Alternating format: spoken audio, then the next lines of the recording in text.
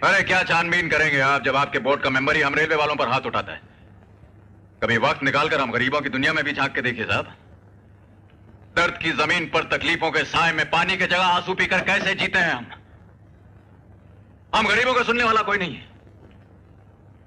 कुत्तों की मरहम पट्टी हो सकती है, लेकिन हमारे जख्मों को भरने के लिए ना कोई मरहम है, ना पट्टी है, ना अस्पताल है, ना प्रोविडेंट फंड है, ना रहने के लिए मकान है। अरे हम दुनिया का बोझ उठाते हैं साहब, लेकिन हमारी तकलीफों का बोझ उठाने वाला है कोई? कुली साहब ऐसा नहीं है, ऐसा नहीं है। तुम मेहनत तो बहुत करते हो, मगर तुम अपना अधिकार बेच देते हो। चुनाव में वोट देना ये तुम्हारा संविधान का अधिकार तुम बेच देते हो, मामूली 500,000 रुपया लेकर। इसका ये नतीजा है। इसलिए नेतागण तुम्हारी तरफ ध्यान नहीं देते। क्यों? उनको मालूम है तुम्हारे अधिकार हम 500 में खरीद सकते हैं। गलती तो तुम्हारी है। सुनो अब क्या कहते हैं। ये वोट तुम्हारे परिवार, तुम्हारे देश, उसकी उन्नति की पर्ची है। ये तो दो धारी तलवार है जो दोनों तरफ से काटती है। ठीक जगह पड़े तो देश खुशहाल, और गलत जगह पड़े तो देश का सत्यानाश।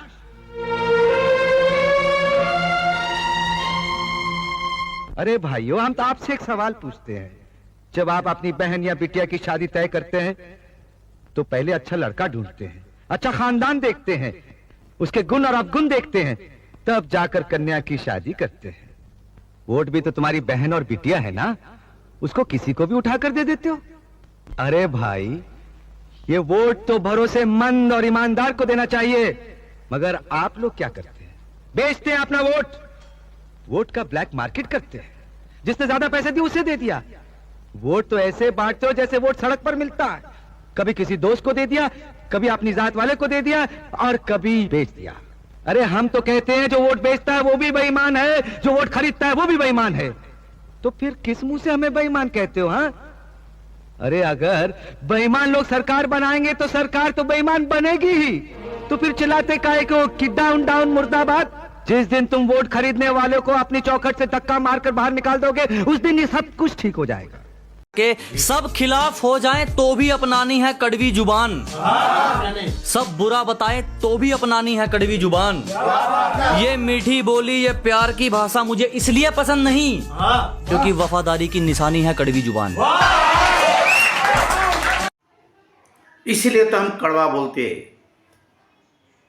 कड़वा बोलने की जरूरत है। चोरों को कड़वा बोलना पड़ेगा। हमारे जलगांव में जो भी सरकारी निधि आता है, रास्ते बनाने, गटार बनाने, पुल बनाने, स्कूल बनाने, उसमें से हमारा एमएलए कमीशन खा जाता है। वजह सीमेंट कम, रास्ता उखड़ गया, गड्ढा पड़ गया, गाड़ी उसमें गिर गई और जलगांव के 100 लोग मर गए, 300 लोग हैंडीकैप हो गए। क्या हम इनको अच्छा कहेंगे? इनकी तारीफ करेंगे? हमारे जलगांव के जो महापौर है, हर बिल्डिंग की मंजूरी में 3-4 लाख कमीशन मांगते और खा जाते। उसके सिवा उसको मंजूरी दी नहीं जाती है।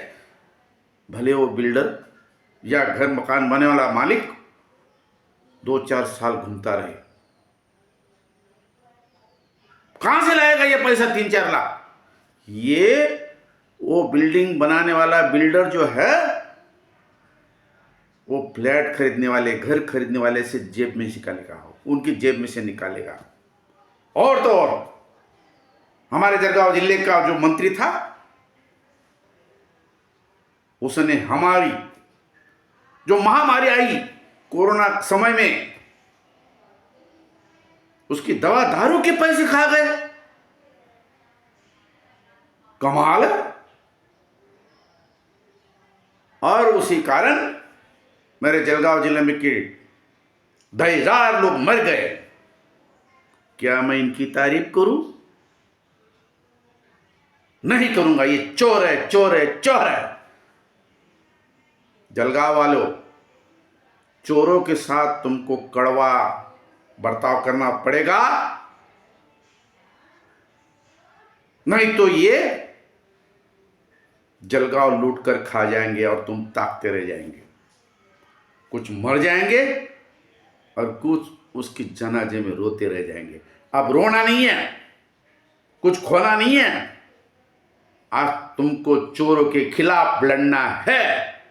मैं आगे जा रहा हूं, मेरे पीछे खड़ा रहो, लड़ेंगे लड़ेंगे और जीतेंगे। तुम मुझे वोट दो, मैं तुम्हें इंसाफ दूंगा।